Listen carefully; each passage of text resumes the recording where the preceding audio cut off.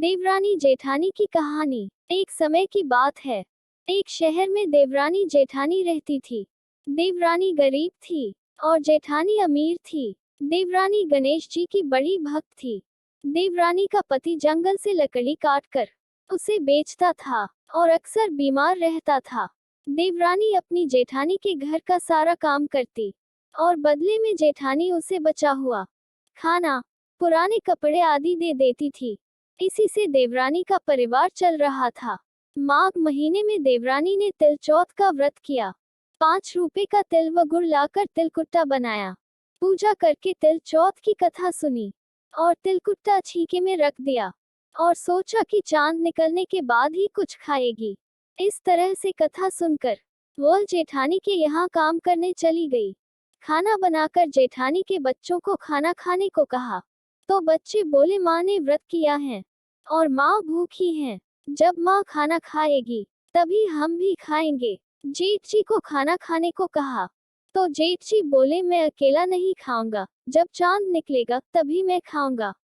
देवरानी ने कहा मुझे घर जाना है, इसलिए मुझे खाना दे दो।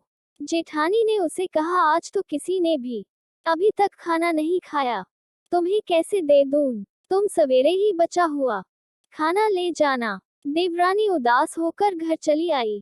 देवरानी के घर पर पति, बच्चे सब आस लगाए बैठे थे कि आज तो त्योहार है, इसलिए कुछ अच्छा खाना खाने को मिलेगा।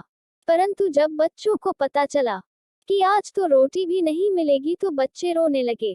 ये देखकर देवरानी के पति को गुस्सा आ गया और कहने लगा कि दिन भर काम करने के बाद भी 2 रोटियां नहीं ला सकती तो काम क्यों करती हो?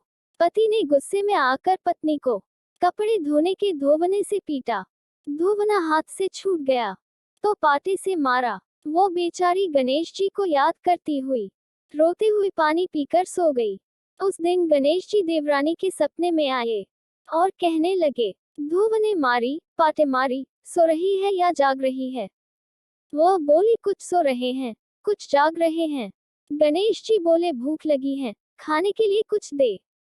देवरानी बोली क्या दूं? मेरे घर में तो अन्न का एक दाना भी नहीं है। जेठानी बचा हुआ खाना देती थी, आज वो भी नहीं मिला। देवरानी ने आगे कहा कि पूजा का बचा हुआ तिलकुटा छीके में पड़ा है, वही खा लो। गणेश जी ने तिलकुट खाया और उसके बाद कहने लगे धोबने मारी, पाटे मारी, निमटाए लगी है। कहाँ निमटे? उसने कहा ये खाली झोपड़ी है, आप कहीं भी जा सकते हैं, जहाँ इच्छा हो वहाँ निमट लो।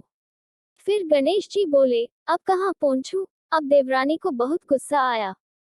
कहने लगी कब से परेशान किया जा रहा है, सो बोली मेरे सिर पर पहुँचो। और कहाँ? देवरानी जब सुबह उठी तो ये देखकर हैरान रह गई कि पूरा घर हीरों और मोतियों से जगमगा उठा है। सिर पर जहाँ बिंदायक जी पोंछनी कर गए थे, वहाँ हीरे के टीके और बिंदी जगमगा रहे थे। इसके बाद देवरानी जेठानी के यहाँ काम करने नहीं गई। जेठानी ने कुछ देर तो राह देखी, फिर बच्चों को देवरानी को बुलाने भेज दिया। जेठानी ने सोचा कल खाना नहीं दिया था, इसीलिए शायद देवरानी बुरा मान गई होगी। बच्चे बुलाने गए और बोले चाची चलो, माँ ने बुलाया है।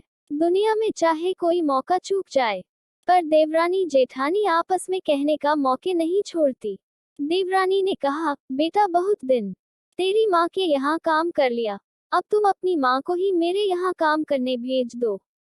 बच्चों ने घर जाकर माँ से कहा कि चाची का पूरा घर हीरों और मोतियों से जगमगा उठा है। जेठानी दौड़कर देवरानी के घर गई और पूछा कि यह सब कैसे हो गया। देवरानी ने जेठानी को सब बता दिया, जो भी उसके साथ हुआ था। घर लौटकर जेठानी ने कुछ सोचा और अपने पति से कहने लगी आप मुझे धोबने और पाटे से मारो। उसका पति बोला कि भली मानस, मैंने तो कभी तुम पर हाथ भी नहीं उठाया, मैं तुम्हें धोबने और पाटे से कैसे मार सकता हूँ। वो नहीं मानी और जिद करने लगी। मजबूरन पति को उसे मारना पड़ा। मार खाने के बाद उसने ढेर सारा घी डालकर चूरमा बनाया और छीके में रख सो गई। रात बिंदायक जी जेठानी के सपने में भी आए और कहने लगे कि उन्हें भूख लगी है, मैं क्या खाऊं? जेठानी ने कहा हे भगवान गणेश, आपने मेरी देवरानी के घर पर एक चुटकी सूखा तिलकुट खाया था। मैंने तो झरते घी का चूरमा बनाया है और आपके लिए छीके में रखा है, फल और मेवे भी रखे हैं, जो चाहे खा लो। गणेश जी बोले, अब निपटे कहाँ? जेठानी बोली, उसके यहाँ एक टूटी हुई झोपड़ी थी, मेरे यहाँ एक उत्तम दर्जे का महल है, जहाँ चाहो निपटो। फिर गणेश जी ने पूछा, अब पोंछू कहाँ? वो बोली, मेरे ललाट पर बड़ी सी बिंदी लगाकर पोंछ लो। धन की भूखी जेठानी सुबह जल्दी उठ गई। सोचा घर हीरे जवाहरात से भर चुका होगा, लेकिन उसने देखा कि उसका पूरा घर बदबू, उसके सिर पर भी बहुत सी गंदगी लगी हुई थी।